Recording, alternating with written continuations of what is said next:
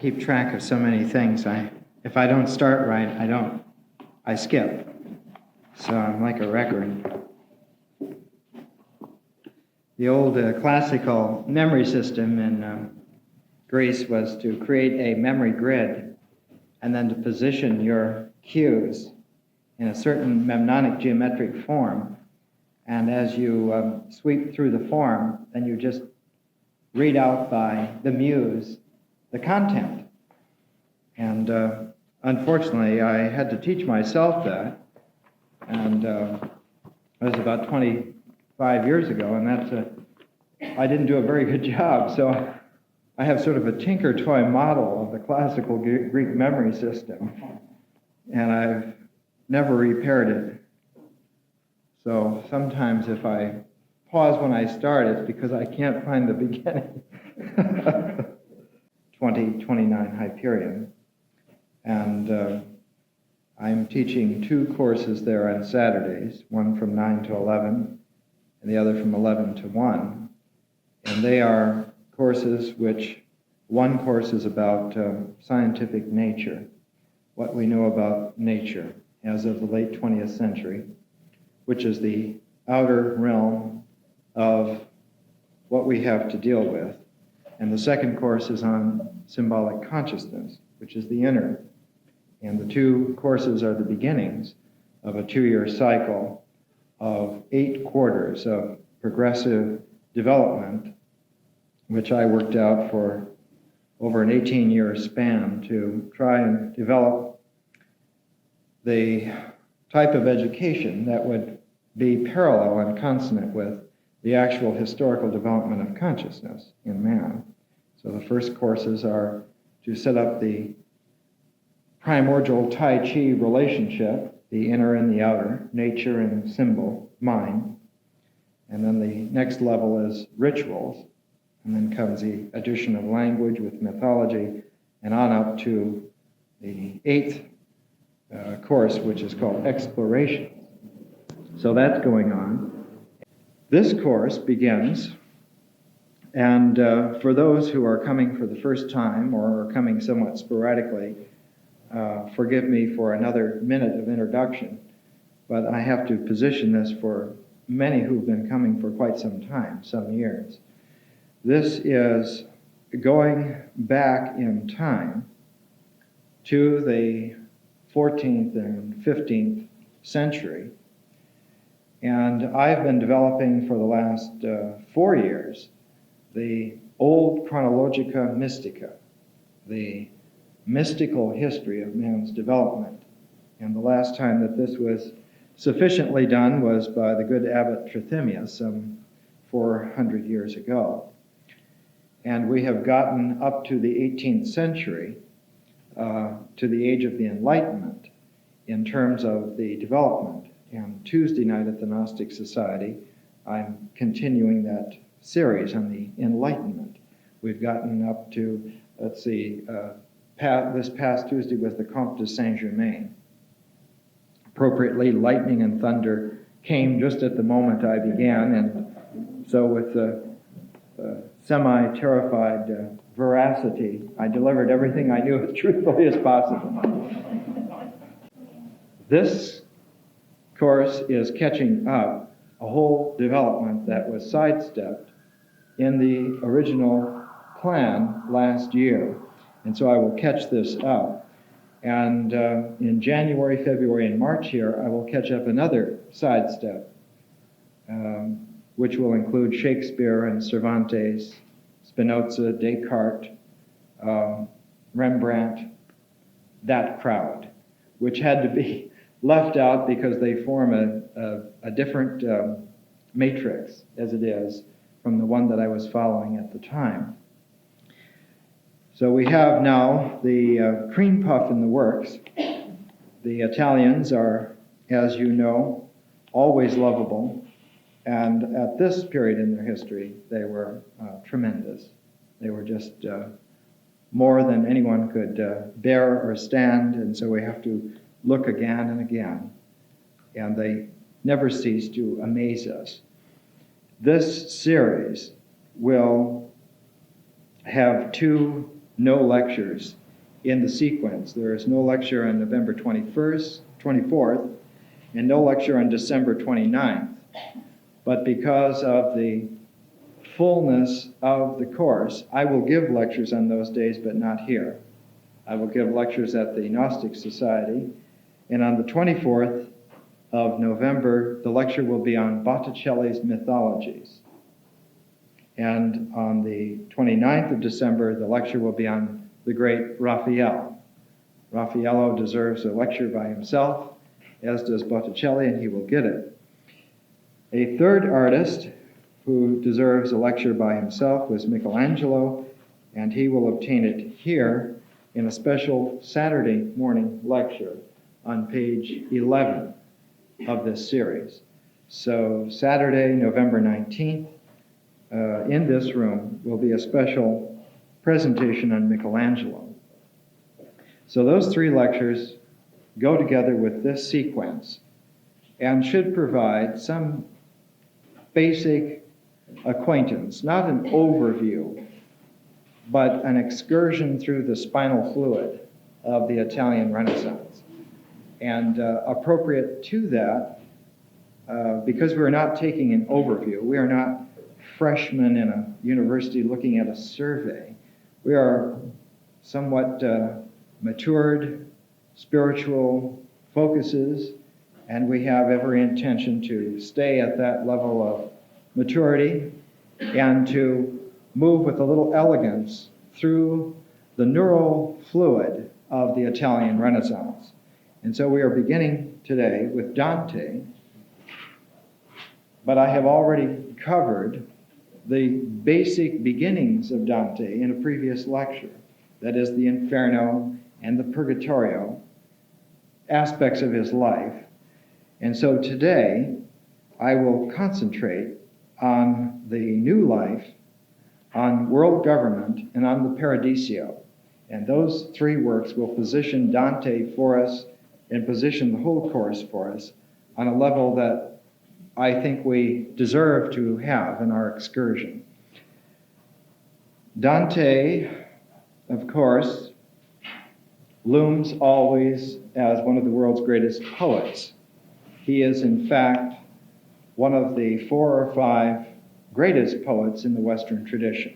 He is always mentioned with Homer and Virgil and Shakespeare, and occasionally Goethe, as being one of the seminal voices of poetic language in the several civilizations that have made the Western world, that have made our situation. Dante, in the contemporary scene of early 14th century Florence, of course, died in exile. His tomb is in Ravenna on the Adriatic coast. And one of the earliest lives of Dante was written by his great successor, Giovanni Boccaccio. And Boccaccio, in beginning his short life of Dante, disclaims the tragedy of Florence trying to mimic the ancient times of Greece and Rome, and yet casting out its most famous son into exile. And how can they do this? And he begins in here by giving us a basic look at Dante's life. And he says, although what has been said above could be verified by countless cases of ingratitude and by instances of shameless indulgence plain to all, it will suffice for me to instance one case alone, in order that I may the less expose our faults, and that I may come to my principal purpose. Nor is the case in point an ordinary or slight one, for I am going to record the banishment of that most illustrious man, Dante Alighieri, an ancient citizen and born of no mean parents, who merited as much through his virtue, learning, and good services as is adequately shown and will be shown by the deeds he wrought. If such deeds had been done in a just republic, we believe they would have earned for him the highest rewards. And he goes on to give us the sad details of his life leading up to the exile. He points out to us that the Lord of Ravenna, a good friend Guido, who contacted Dante, gave him protection towards the end of his life. And in fact, when there was a difficulty with the city of Venice and the city of Ravenna was in danger, at the very end of his life, Guido turned to Dante to be his emissary. And Dante was sent, the grand old man, the great voice, the excellent character, the great juggler of language, went to Venice. And the Venetian noble aristocracy were so afraid of Dante's persuasiveness that they barred him from having an introduction to court. And so Dante, for weeks on end, waited in his apartments in Venice for a hearing. And meanwhile, everyone in Venice was talking about the great poet who was waiting with the case of Ravenna. Finally, Dante grew sick in Venice, easy to do, and began to cough and asked for ship passage home, which the Venetian aristocracy denied him.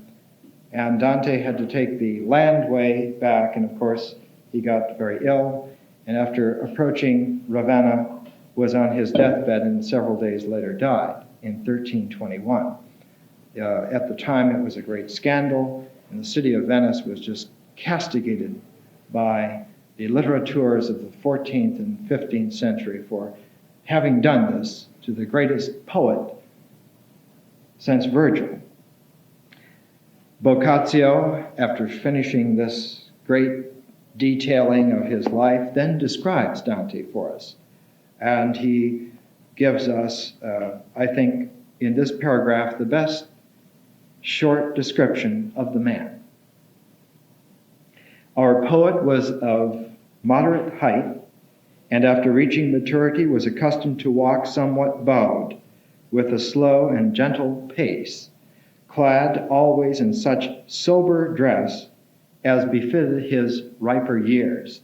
You've all seen the Gustave Doré engravings of the cowled Dante with the sharp-featured, deep-line etched face. Salvador Dali once did a beautiful sculpture of Dante that has this eagle-like capacity. And when we get to the Paradiso, you'll see how fitting and accurate it was to portray Dante as the ancient Greeks portrayed Aeschylus, as an eagle. And we'll see that the eye of the eagle in paradise contains for Dante the secret of man's destiny. His face was long, his nose aquiline, and his eyes rather large than small. His jaws were large, and the lower lip protruded beyond the upper.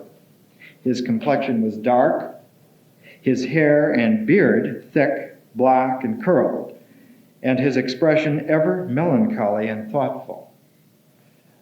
Melancholy here does not refer to a sentiment, but refers to one of the classic four humors. That is to say, he was a pensive individual from structural temperament, given to philosophic musing at all times.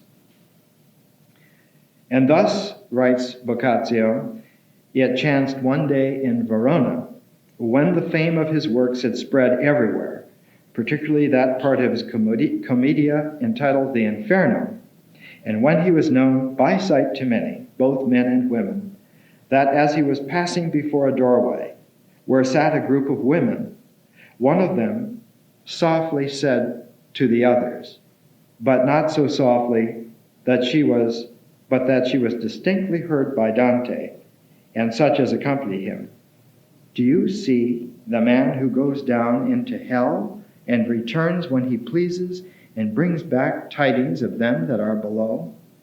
To which one of the others naively answered, "You must indeed say true, Do you not see how his beard is crisped and his color darkened by the heat and smoke down there?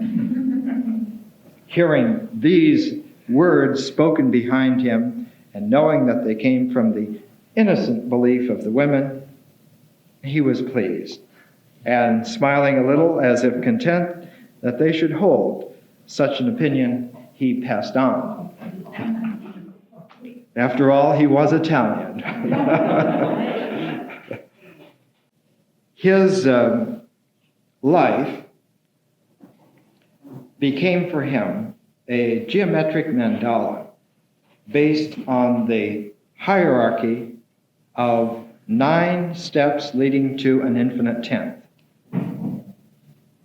So that for Dante, increasingly, as he grew older, it occurred to him that his very living essence, his chronological, biological development as a person, as a being, held a universal pattern which, if he could decipher, would yield to him a perfect cross-section of the universe. And because he lived at the epitome of his age, he lived at a time when the great mystic insight in man was just, Western man, was just rising to the surface, just breaking the surface. The cloud of unknowing was just being perceived. Saint Francis was just receiving his divine life pattern. And just so Dante was receiving this divine life pattern, but instead of it being given wholly at once, as in the stigmata for St. Francis, it came revelatory to him in a historical sequence. And in order to compute in his mind, in his imagination, what this might be, what it would turn out to be, he began looking for correlations. And so constantly in Dante's mind, there were 4 levels of reality that seemed to hold the 4 quarters of wholeness, and that some movement here had a counter movement here, and movements balancing it in such a way so that there was a movement of wholeness. And in this wholeness, there were noted by him every 9 years in his life a massive change of tone. And in his experience, he recalled later in life, in a book called The New Life, La Vita Nuova. In the new life, he recalled that at the age of 9, that is, at the end of the first 9-year cycle in his life, he had an experience which woke him up, that he was suddenly turned inside out from what he had been. Even though he was just 9 years old, he was thrust into an experience of wholeness. And he says it was such that the slightest beat of his heart almost pushed him over the edge in trembling.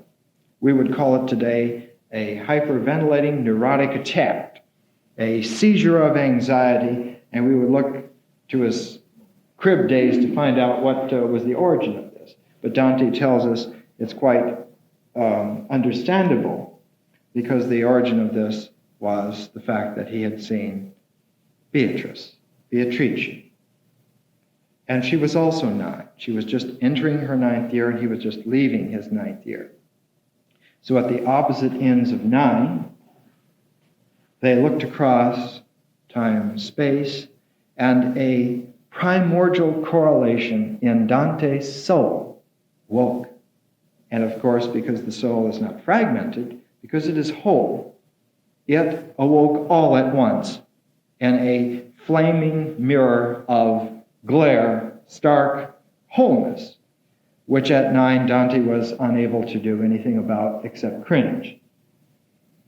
He found in Beatrice the anima, the soul, the essence of what was covered in him as a man, in the feminine. He noticed 9 years later, at the age of 18, that there had been a maturation of the situation.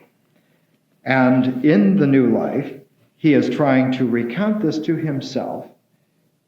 And the form that he chooses in the new life, rather than writing a series of short essays or a diary, he chooses a form which is very akin to the form that the great haiku poet Basho chose in The Narrow Road to the Deep North, the Oko no Hosamichi. The combination of prose and poetry together, so that the prose forms a setting and the poetry sits jewel-like in the midst of the setting and illuminates the whole. Ibn Arabi used the same form in the Bezels of Wisdom when he took the chronology of saints through man's history, saying that these settings were the settings for divine inspiration that illuminated.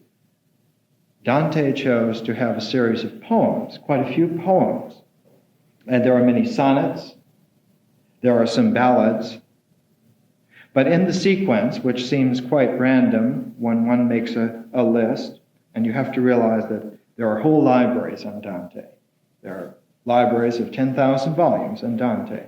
So this has all been canvassed, and it occurs to several individuals of great repute that in this sequence of poems and their prose settings, there are several that are most important, and the first poem, called a canzone, contains the very phrase that Dante wishes finally to fix upon.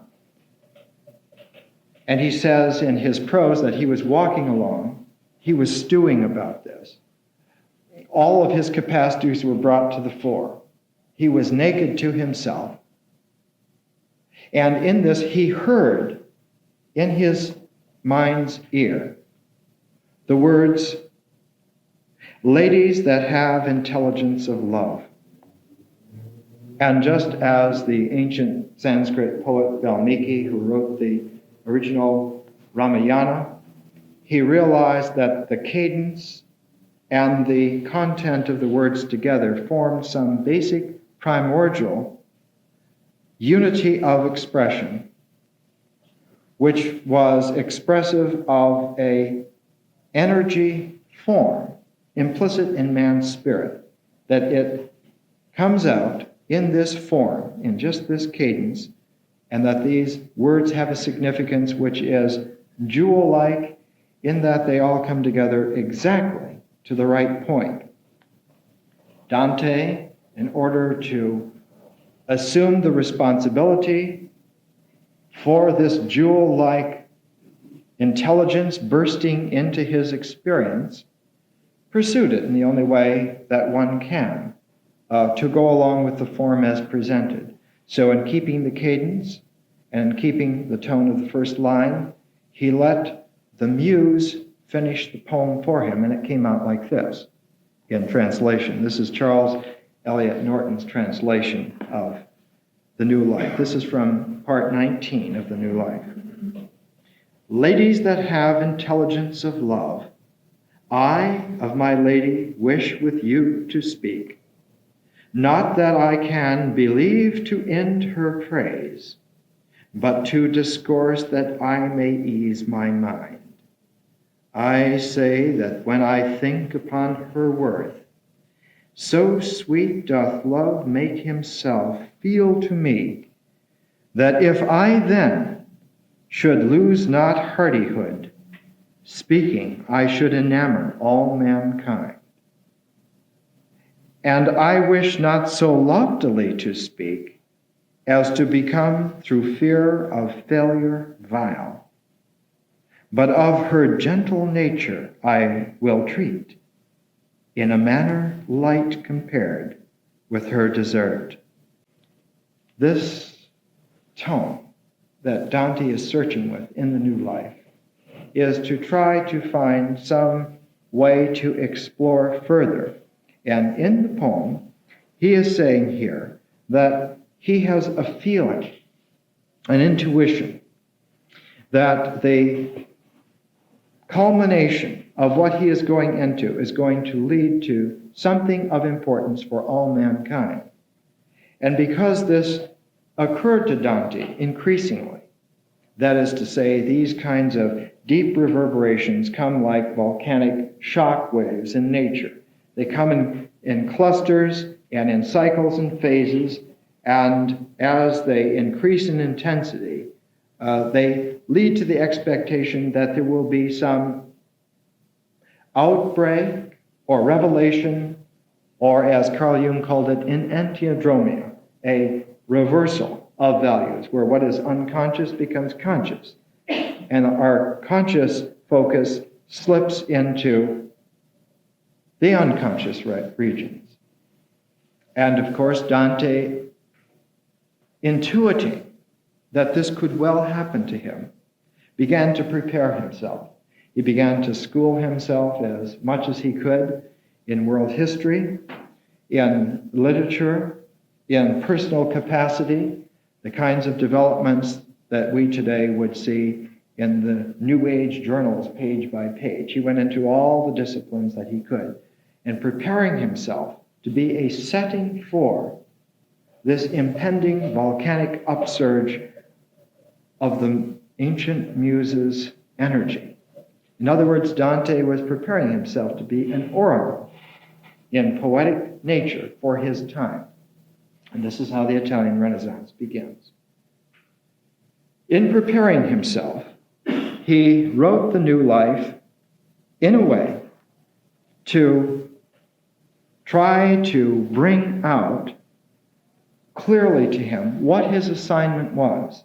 And as he developed the new life, as he wrote, he realized that what he was dealing with, as he says in one of his last poems, was beyond the sphere that widest orbit hath passed the sigh which issues from my heart. A new intelligence doth love impart in tears to him which leads him on his path. There is something new coming for him. And he realizes that just as he is preparing himself in all the classic antiquity, in all the possibilities that have existed before him, that he must also do an almost impossible task. He must prepare himself for the unknown. That there is something new in this. And he searches around in his life, and in the new life, he is saying, I am having trouble finding a way to prepare myself for something new.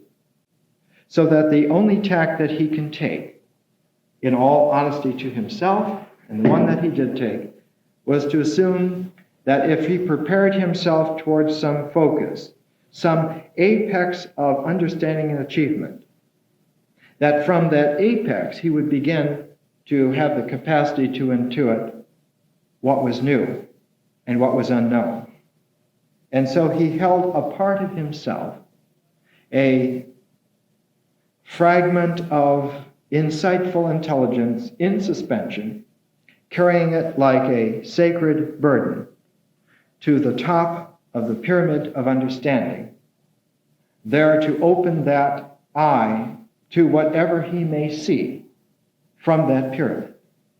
And so, carrying this secret capacity of openness with him, Dante began to build. He began to build in terms of his writing, but realized that his writing was an emotional manifestation and expression of his living current. And so his life became exceedingly complex, exceedingly dense in its capacity to absorb experience in its fullness. And as he did this, Dante began to realize that his writing was leading him towards a construction rather like a Gothic cathedral, only instead of building in stone, he was going to build in words. And his cathedral is the Divine Comedy. As he was working on the Commedia, it occurred to him that the triad of levels was going to carry all the way through, and that there would be 3 parts to the work, and that they would yield, as 3 times 3 makes 9, that they would yield finally to a culmination of 100 cantos. This development was to be the perfection of his pyramid, and he was hoping from the top of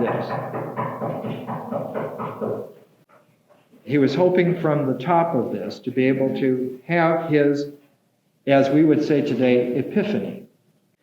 On the way to writing the Commedia, Dante became embroiled in politics in his day.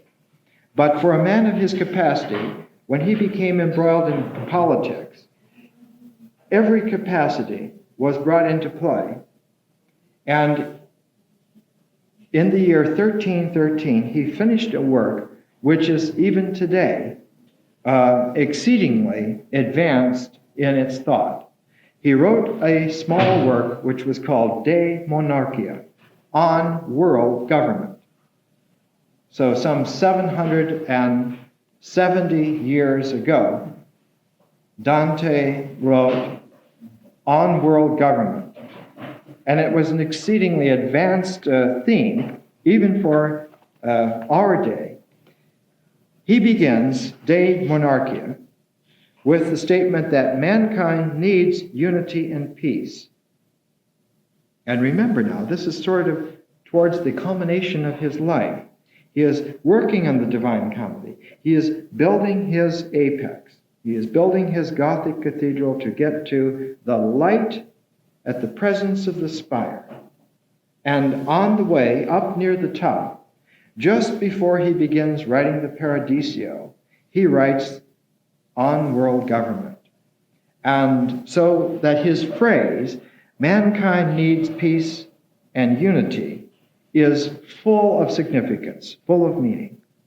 And he begins by saying the knowledge of a single temporal government over mankind is the most important and least explored of all man's capacities.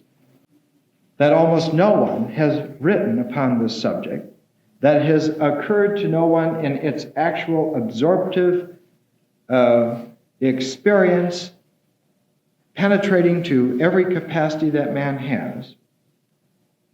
And so he takes us very quickly into statements like, this is not a theory, but this is a practical endeavor which man needs.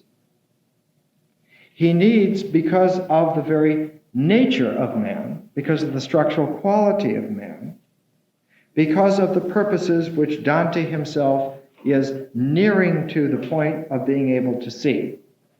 That is to say, he is very close at the time that he is writing De Monarchia to begin the Paradiso.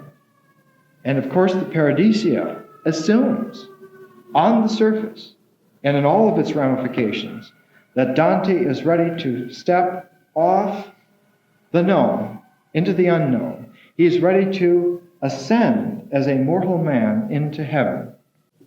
It brings to mind the most fabled capacity in antiquity of Odysseus was that he was able to visit the dead and come back to life. But Dante, who has been to hell and been through purgatory and the great forests, is now ready to go to heaven, while still a man, while still mortal. That is to say, he is ready to begin his oracular descent into the inferno regions in order to sweep up again past the great forest of purgatory and leap into the heavens. And the heavens for Dante will be 9 levels: the moon, Mercury, Venus, the sun, Mars, and so on, up to the fixed stars and into the Empyrean level. I talked about in the Dante lecture about 4 months ago of how at the end of the Purgatorio, Dante's guide at all this time has been the great poet Virgil. And Virgil has come to him because in De Monarchia, he asserts that the basis of world government for man actually has occurred already in history as a prototype, that the Roman Empire was in fact one on the principle of historical and spiritual ordeal, and that the Roman Empire brought together all the forces of mankind into one temporal holding, and the confirmation of that being a legitimate setting for revelation was the fact that that was the time when Christ was born, and that because man had prepared a world government legitimately at the time of Augustus, this was the occurrence of the Epiphany of the birth of Christ. Who was that oracular voice at that time who held that form together, the form of the Roman Empire?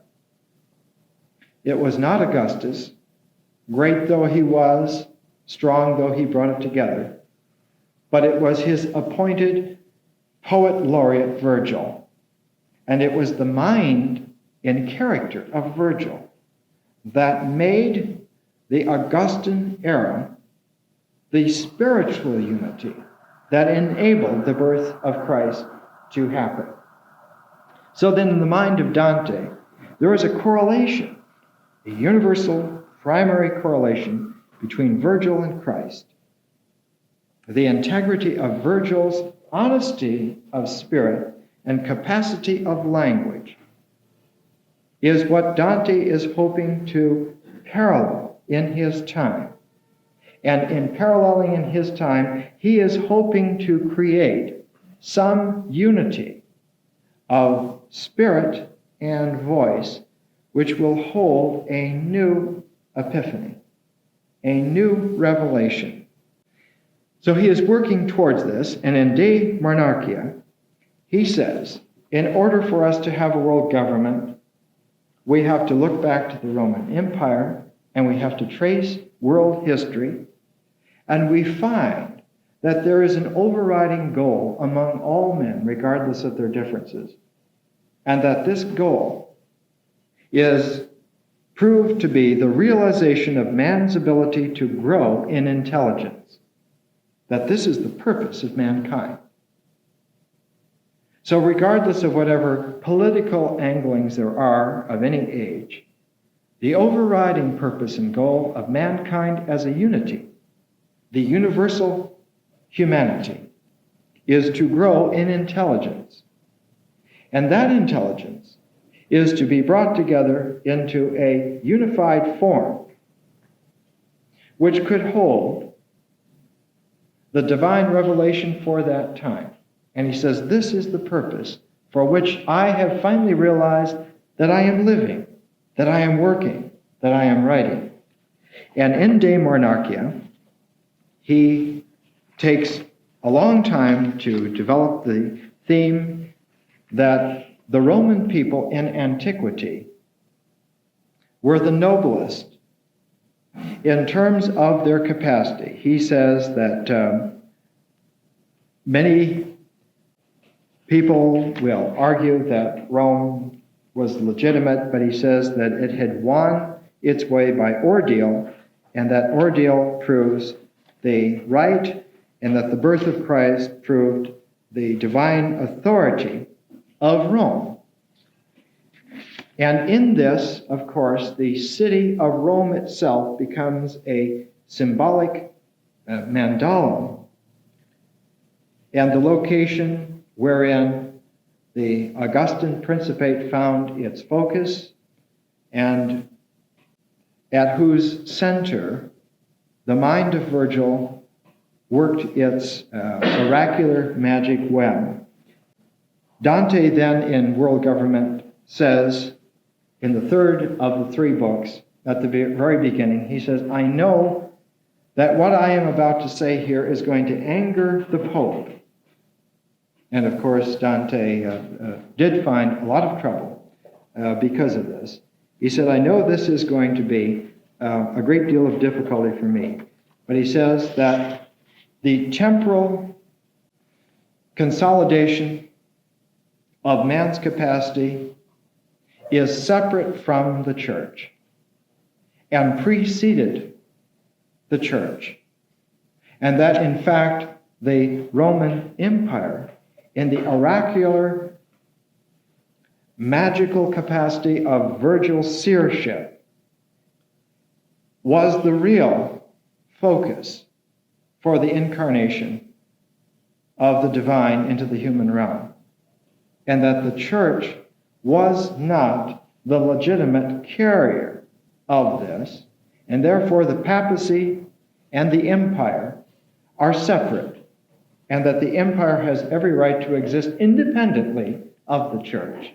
And then Dante, sticking his neck out in 1313, says that the church is in fact not the right form by which the divine revelation carried itself into manifestation.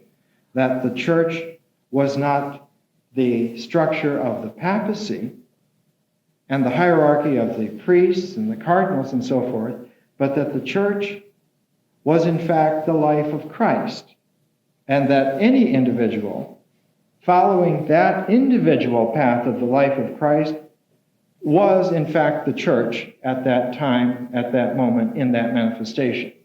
So that the individual Christian life was the church and not the hierarchical structure known to history. And of course, this did not sit very well at that time. This is 770 years ago. All of this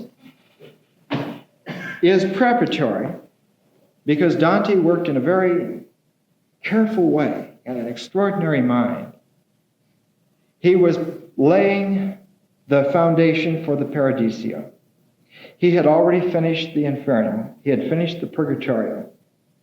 He had come to an understanding of Virgil, of the city of Rome, of history, of man, and now he was having to take a great transcendent leap into heaven. And in order to do this, he had to cut the final remaining puppet strings of conception that held him statically frozen in time-space on the earth. And the De Monarchia was that wonderful sweep of the intellectual knife, cutting all the strings and freeing him to go himself as an individual into heaven. There are many books that broach this. Two of them I will recommend to you. The best book from the traditional Thomistic Catholic view is Dante and Philosophy by the great Etienne Gilson. And this is available in paperback. And in here, Gilson, who was an extraordinarily brilliant individual, says here that the De Monarchia presents to us an extraordinary Dante as compared to anything that he had written before. Dante before the De Monarchia is, as he rather poorly in this case puts it, always contented himself to be the student sitting at the feet of the masters, picking up the crumbs that would drop. He's always deferring to Aristotle. He's always deferring to Aquinas. He's deferring to Virgil.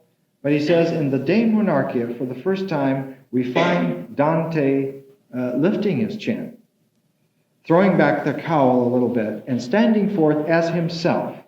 That from now on, Dante is no longer the student, but he is the master. And thus the De Monarchia sets the stage for the Paradiso. And he is, of course, creating the conditions whereby he is addressing not the Italian people. He is not even addressing Europe. He is addressing, finally, as he calls it, the humana civilitas, the human community in total. And by this he means the human community at all times and in all places. So Gilson's book is excellent from the standard Thomistic background, very, very well presented. And from a more esoteric and yet Christian background of another face, Charles Williams' great book, The Figure of Beatrice. Charles Williams was a lifelong friend of J.R.R. Tolkien and C.S. Lewis. The three of them used to read their works together. Charles Williams wrote many supernatural thrillers and several great books. He wrote a history of the Christian church from the standpoint of the Holy Spirit called The Descent of the Dove. He wrote a great book on witchcraft, which is still one of the finest works ever written on that subject. So he was quite somebody. He was an Arthurian poet in the 20th century. He wrote a great series of poems called Taliesin through Logres, which carries the Arthurian imagery into the 20th century mind. He was also a very good friend of Dorothy Sayers, the author of the Peter Wimsey Mysteries. So he was quite somebody. In the figure of Beatrice, in this book, he brings out the fact that the focus of Virgil and the Paradiso contains an incommensurate, and that this incommensurate proved a problem for Dante because he was making a very crucial transition. You get some idea from what I've presented just how much it meant to him and how much it has meant through the last 800 years of history, because actually this conception that Dante made the mind of Europe, which is still operative today. A civilization is made by certain individuals who bring the matrix together into a focus.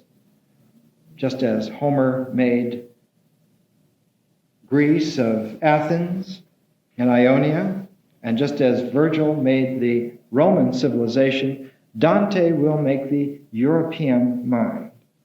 And in this, on page 70, Charles Williams puts it this way in a few sentences which I've excerpted. Dante's method was the opposite of diffusion.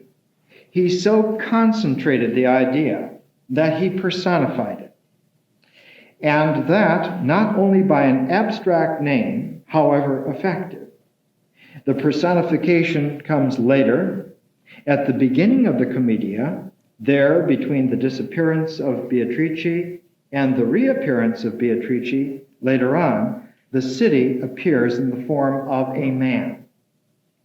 That is, at the very beginning of the comedy, we have a glimpse of him at midlife. He's 36 years old, 4 times 9. He's come one full cycle. He's come half a lifetime. 72 is a sacred number, a full life. He's come half that way, 4 nines, and he's lost in a dark forest. He's lost again in that Eden chaos, which is always being carried with us. And in that, when he's lost, he begins sinking into himself through fear and terror and the unknown. And when he is confronted by this lion, the spotted large cat figure, which uncannily positions itself every time he tries to back up or retrace his steps or go forward, that terrific figure is there. And he realizes that he is moving in tandem with that terrific figure. And because of his preparation, he realizes that this is something structural in, as we would say today, the unconscious becoming manifest. Nature itself manifests the unconscious energies and produces the realities which we must deal with. And so in this terrific bind, the figure of Beatrice comes to him, Beatrice, and then she sinks out of sight. And as she sinks out of sight, he looks up in his fearfulness, and he sees this pale figure of a man coming into the glade. And just barely making out, he cries out in fear and terror, and the figure of the man begins to identify himself, and it is Virgil. And he has come just at the moment when Beatrice's figure fades out, Virgil fades in, so that there's a correlation between Beatrice and Virgil in terms of the inner dynamic of Dante's life cycle. Virgil is the epitome of world government, legitimately bringing to a conclusion the matrix of man's possibilities of holding a divine epiphany. Beatrice as being the fuse which would ignite that epiphany and bring it down out of heaven, so that the two are needed for the explosion. But at the beginning of the commedia, he is unable to handle the two of them together. So as the one goes, the other comes up. And he follows Virgil through the two large books of the commedia, the Inferno and the Purgatorio. And towards the end of the Purgatorio, where he's coming to the end of this vast forest area, he has re-entered the forest again, and he sees a river. And as he moves along the river, he sees a feminine figure on the other side of the river. It's not Beatrice, it's someone named Matilda. And as he moves, she moves just the same way. And it's the reoccurrence of the image of the terrific shadow figure, only instead of a lion, this time as a woman. And this woman turns out to have a correlation with a harlot who is riding in a sacred chariot. But Dante, because he has gone through this entire development, is able to handle this imagery for himself. And as that figure then eclipses and disappears, Beatrice comes back and reemerges into the commedia, because Dante is unable to be led into heaven by Virgil. Virgil was of the old world. He was of the antique world. He was the best that there was at that time. His fourth eclogue, known as the Messianic eclogue, and in Dante's time, right up until the 20th century, it was thought to have been an oracular prediction of the birth of Christ. The fourth eclogue of Virgil reads like a prophecy, prophesying the birth of Christ and all of the various imagery which has come down to us today. Fortified, incidentally, by the scene of the creche, which was made first by St. Francis during the time just before Dante. All of this imagery had been handled by Virgil, but there was something new coming, and he could not go into heaven. So the guiding star, Virgil, had to be displaced by Beatrice. And this is where she comes back into play. And for Charles Williams, he says,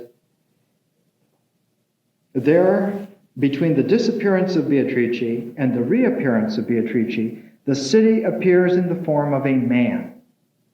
It lives as a man. It lives as Virgil. Virgil, like all the rest, has at least four significances. He is Virgil. He is poetry. He is philosophy. And he is the institution or the city. This is true in all of its meanings. And as institution is the nurse of souls, it would have been in every way impossible for Virgil to enter the Paradiso. He and the other, the redeemed, city must have collided poetically. So that we have here a very interesting situation. And at the end of the Purgatorio, we have Dante bringing us, curiously, in this way. He has realized that Virgil cannot take him any further, that he has exhausted the best that antiquity has to offer. He has come to that threshold where he must go anew. And of course, he is chagrined. He is not triumphant. This is a very dangerous, precarious moment. This is a birth.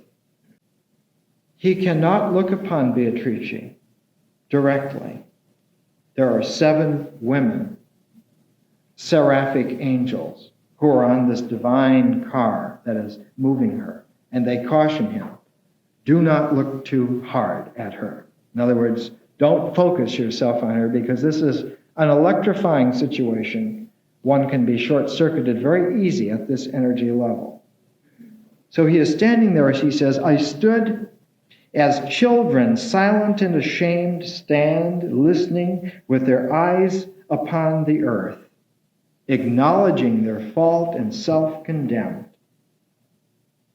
And the poignancy of the moment is illuminated, because just as his spirit guide, the love of his life, not a sentimental love, a spiritual love, his anima, has occurred and reappeared.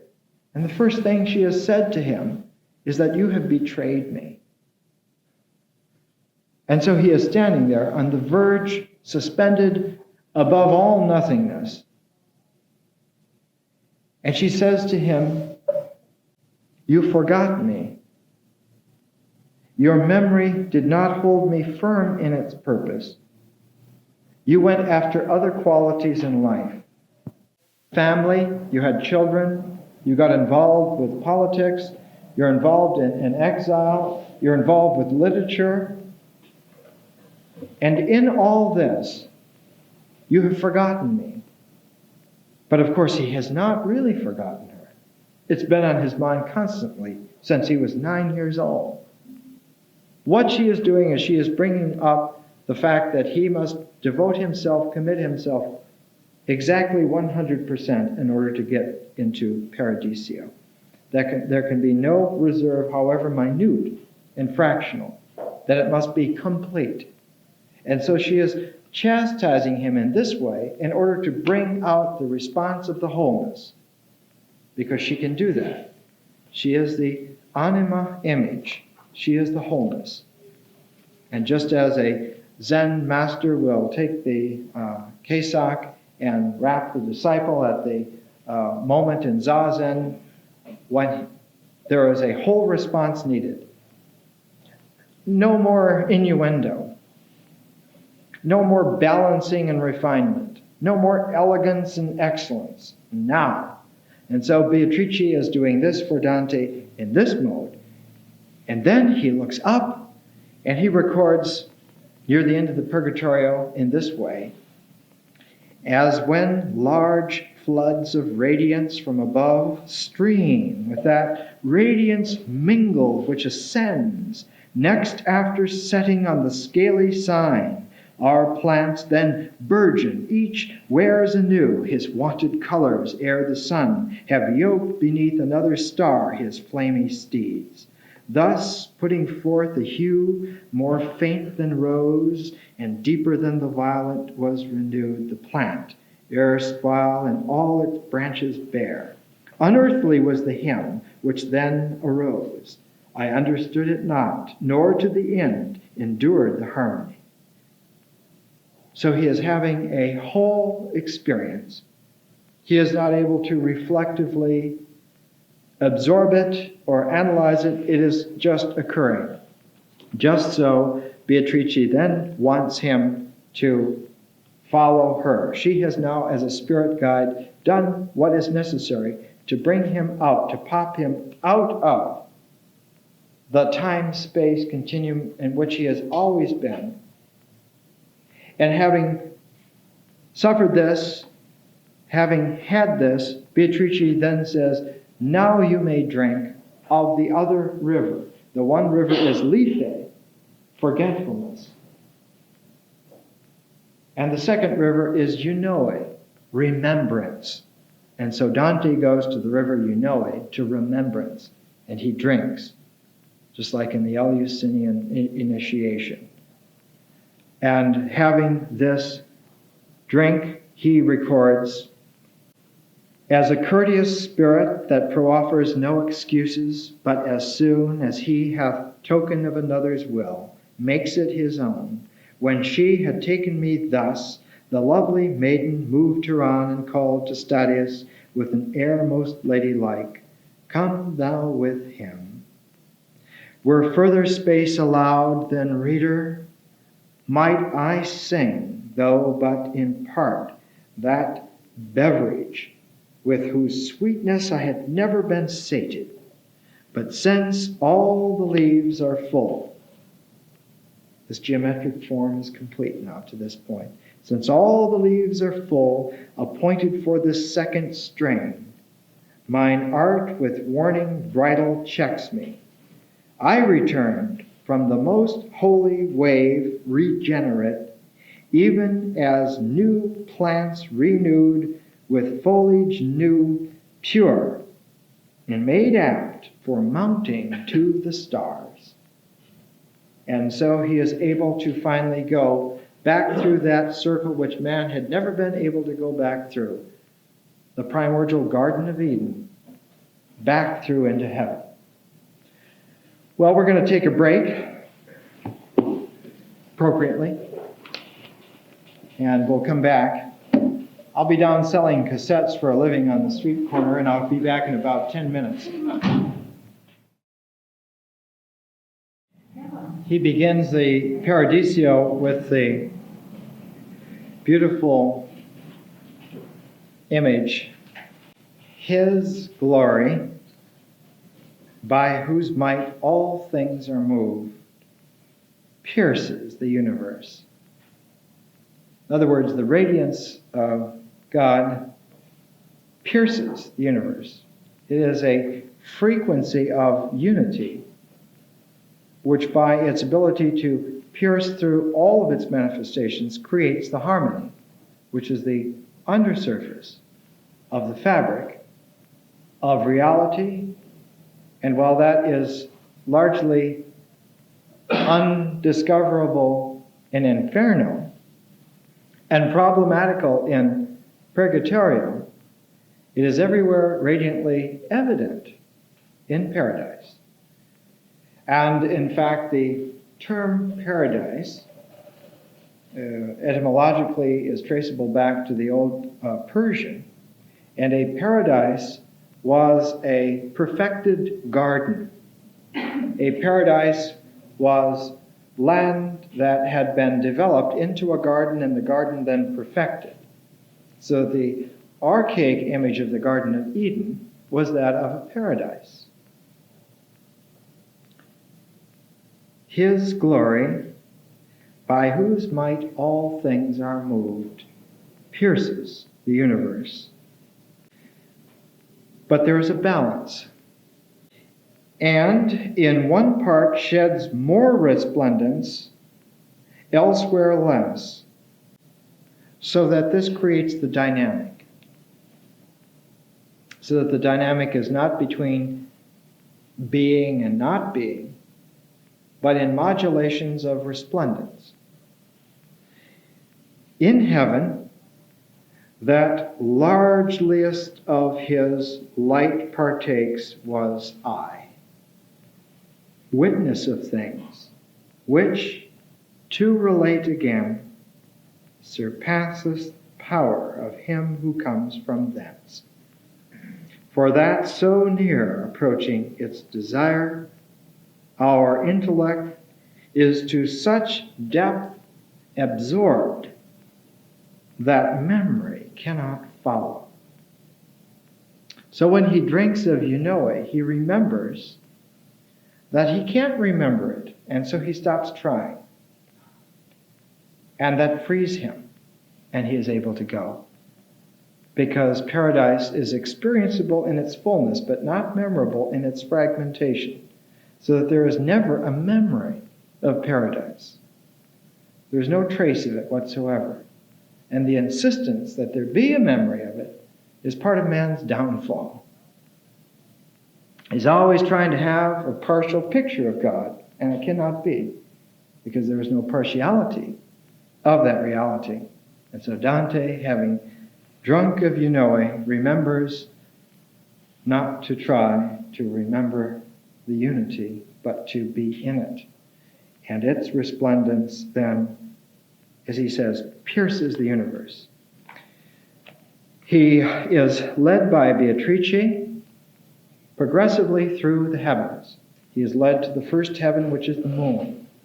And there are 4 cantos in Paradise, the Paradiso, which concern the moon and various observations. And then he moves to Mercury.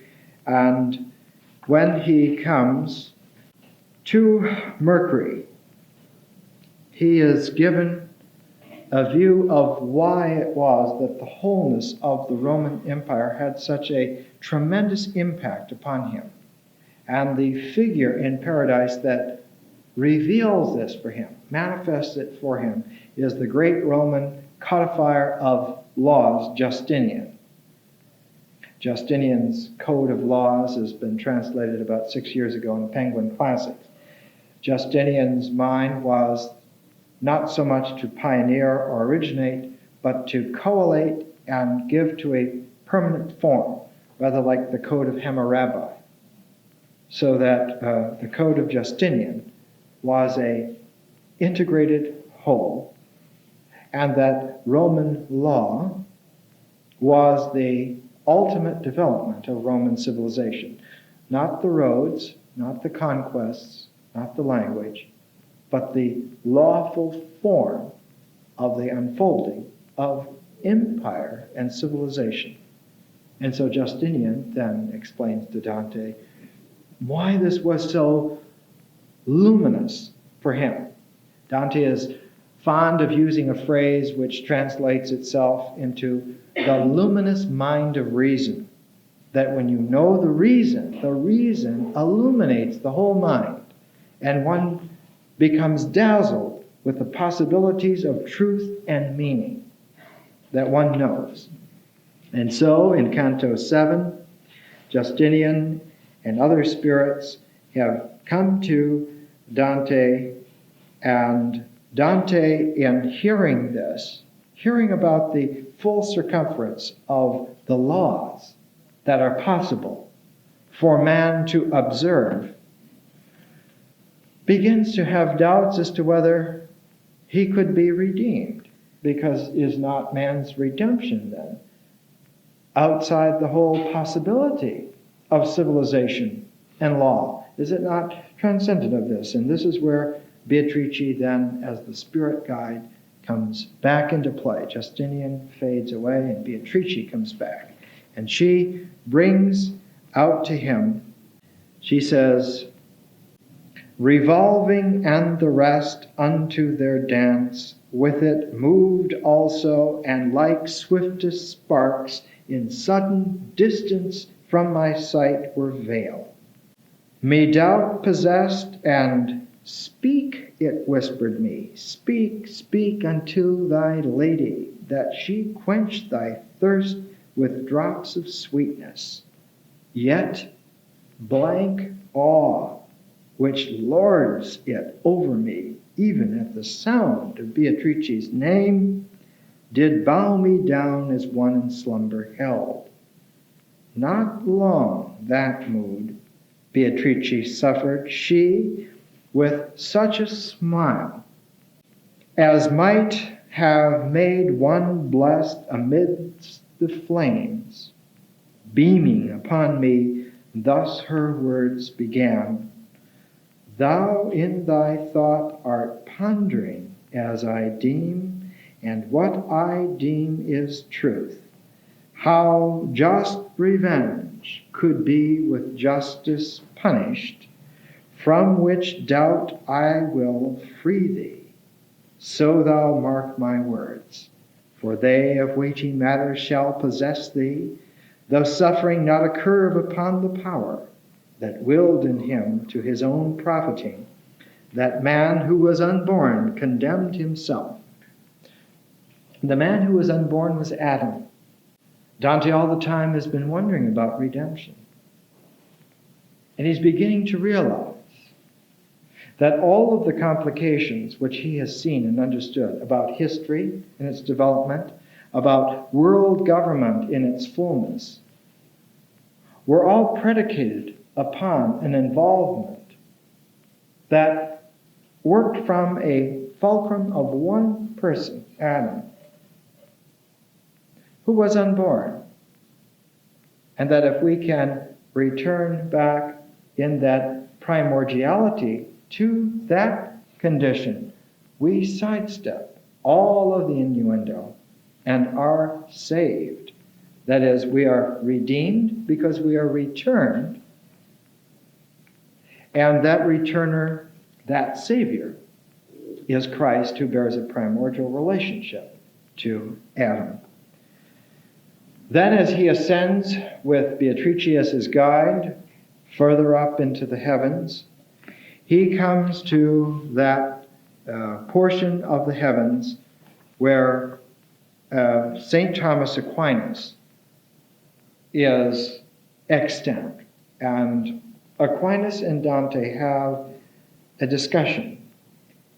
And by this time, Dante is ready to entertain all possibilities of revelation and knowing, but he is still understanding more and more that there is some implicit requirement upon him not only to experience and absorb this, but somehow, possibly impossible, to carry it back in language to the earth. And that he is still in his oracular vision. So Aquinas is giving him the best arguments that he can in terms of philosophic understanding of the positions which he is beginning to notice in himself. Then, as he goes up in heaven, he sees the souls of many renowned warriors and crusaders at the level of the planet Mars. And then he ascends with Beatrice to Jupiter, the sixth heaven, in which he finds the souls of those that had administered justice rightly in the world. You see, they had administered justice. They had brought the codification of laws into balance for mankind and had promoted the development of equanimity upon the earth. Then Dante begins to bring in again the spirits in Paradiso, begin giving an invective against the clergy, because it is the church, the clergy, that have obscured this culminating capacity. They have in many ways helped the beginning building capacity, but the very pinnacle of it has been obscured. So there's been this blur at the top and this overemphasis on fundamentals and basics. And Dante then, in Canto 19 of the Paradiso, writes, while all this is circulating in him, being absorbed, he writes, "Before my sight appeared, with open wings, the beauteous image in fruition sweet, gladdening the throng's spirits. Each did seem a little ruby, whereon so intense the sunbeam glowed, that to mine eyes it came in clear refraction. And that which next befalls me to portray, voice hath not uttered, nor hath ink written, nor in fantasy was ever conceived." And so he is now to the eye of the eagle, the ruby laser of vision, which is so poignant and coherent and powerful that it occurs to him as a clarity. A clarity. And when he looks up and he hears how history will culminate in a day of judgment, with Christ appearing for those who have lived the life of Christ, not for a bureaucratic structure, not for a clerical hierarchy, but for those who have actually, in fact, lived that life to its fullness and completeness, there will be a judgment. The eagle then celebrates the praise of certain kings whose glorified spirits, then Dante notices form in their interpenetration the form of the eye of the eagle in paradise. The spirits of the just kings in their interpenetration form the structure of the eye of the eagle in paradise. And seeing this, he saw that the pupil of that eye of the eagle was the sage King David. And in the circle round it, he saw Trajan and Constantine, William II of Sicily, and so forth, and other good kings. And Dante then is able to ascend into the upper regions of paradise, where he leaves behind those who have been concerned with the equanimity of man, and comes into the realm of the apostles. And as he goes into each realm, each apostle comes to Dante and addresses him by a question to see whether he understands a beatitude, a perfection, charity, or some other one. And as he is able to understand this, to discourse, to talk about it, but also to manifest it, he is allowed to progress on. And in Canto 26, St. John examines Dante according to the question of charity. He begins the canto in this way. With dazzled eyes, whilst wondering I remained, forth of the beamy flame which dazzled me, issued a breath that in attention mute detained me, and these words it spake, 'Twere well that long as till thy vision on my form overspent regain its virtue, with discourse thou compensate the brief delay. Say then, beginning, to what point thy soul aspires, and meanwhile rest assured that sight in thee is but overpowered a space, not wholly quenched, since thy fair guide and lovely in her look hath potency, the like to that which dwelt in Ananias' hand. I, answering thus, be to mine eyes the remedy, or late or early at her pleasure, for there were the gates at which she entered and did light never dying fire. Her never dying fire. My wishes here are centered in this palace is the wheel, that Alpha and Omega is to all the lessons love can read me. Yet again, the voice which had dispersed my fear, when dazed with that excess to converse, urged and spake, behooves thee, sift more narrowly thy terms, and say, who leveled at this scope thy bow? Philosophy, said I, hath arguments, and this place hath authority enough to imprint in me such love. And he goes on, and in this canto, Dante is beginning to realize that the capacity of Beatrice to lead him through the power of love is reaching some sort of an apex. And that this apex is forming before he comes to the final culmination in paradise. And as this is occurring to him, he realizes that there is some revelation awaiting him here.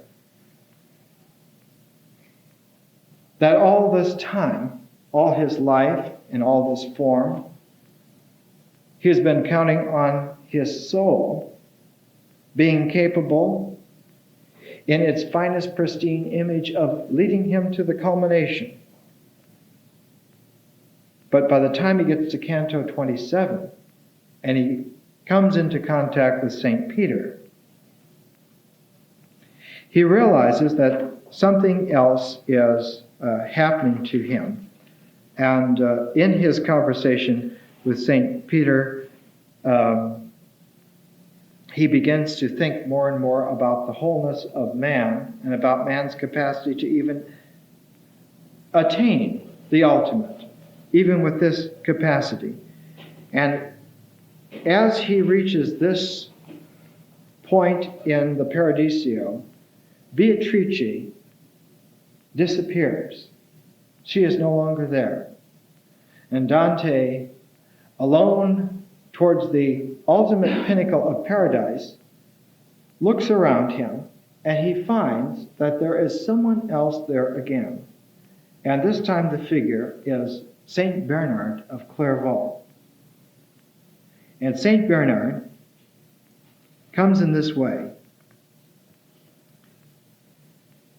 Canto 32 of the Paradiso.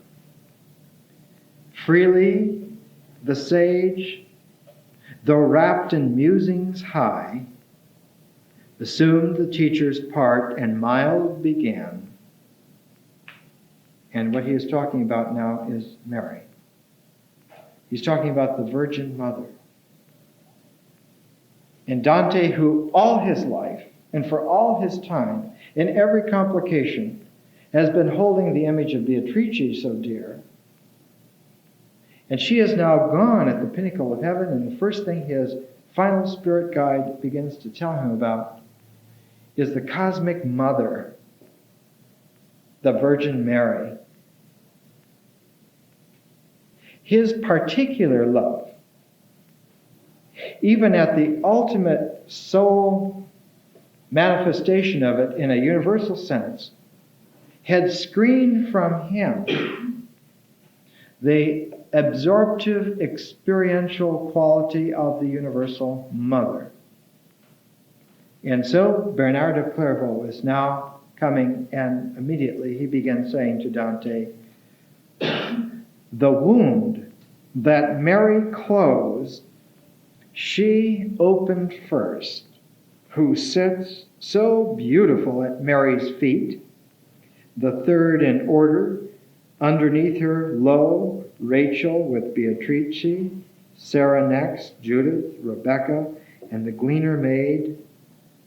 And he goes on in this light and then says, here silent as thou art, I know thy doubt, and gladly will I loose the knot wherein thy subtle thoughts have bound thee.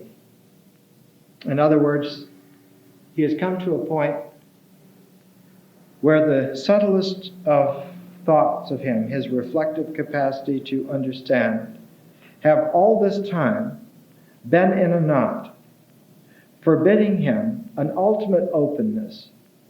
And he has been absorptive all the way through, cleared all the way through the different levels, but that he cannot come to that final point of triumphal light in paradise, because there is a knot there, created of his most subtle thoughts, and they have something to do with the nature of the feminine, of Mary as the mother of God.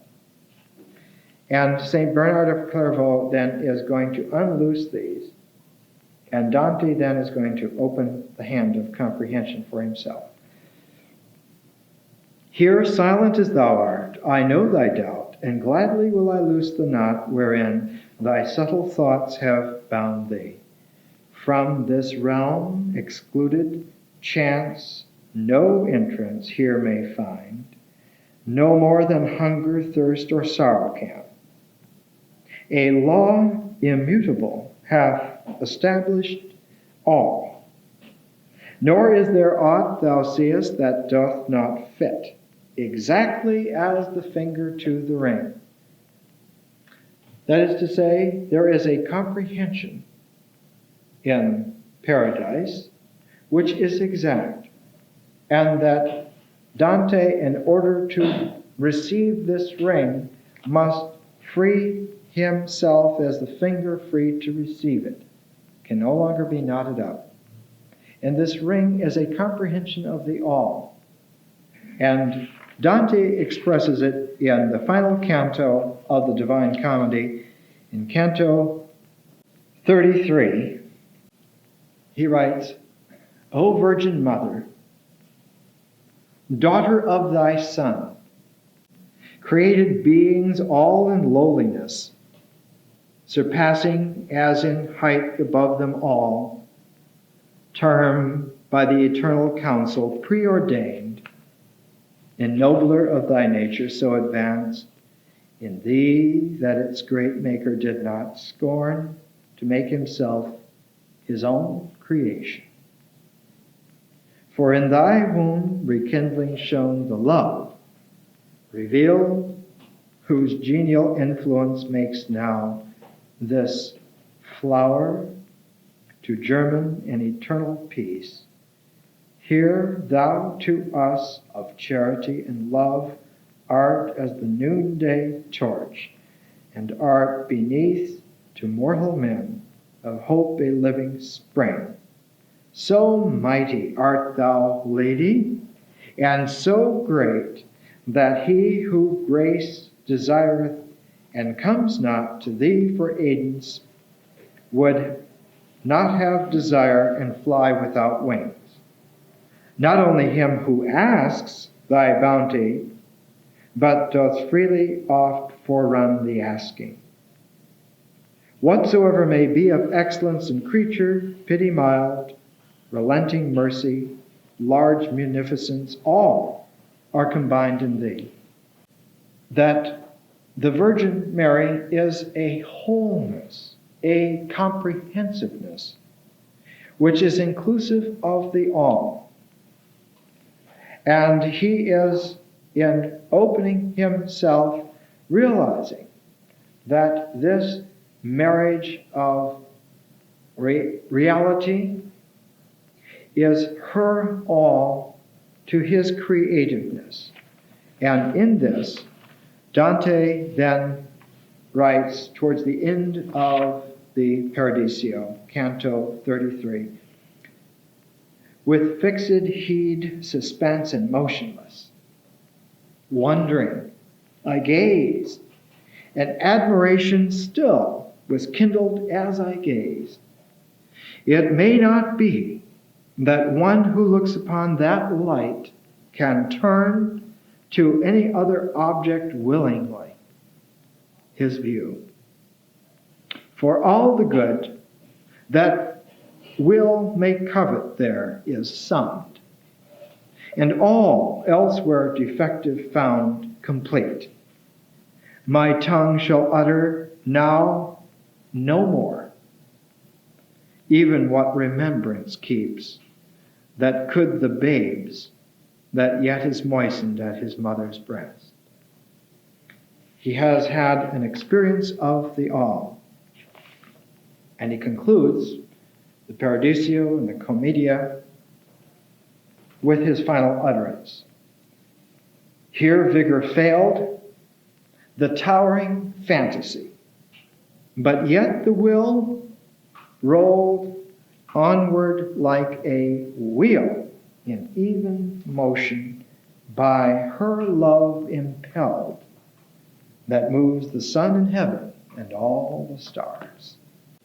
And so the Italian Renaissance began with Dante finishing this great Gothic cathedral of comprehension, and the reverberation, ill understood many times, but fragmentarily understood enough times to begin to develop a movement in Florence, a movement in northern Italy of a sense of spring. Sir Kenneth Clark put it in his Civilization series. He says there are times when it seems that the temperature of the earth is a little warmer and man's spirit a little kinder.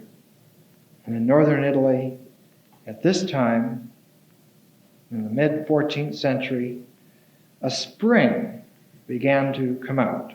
The thaw of the medieval era had come to a close and a renaissance was in motion. So we'll look next week at two early precursors of this, Giotto and Brunelleschi. Thank you so much.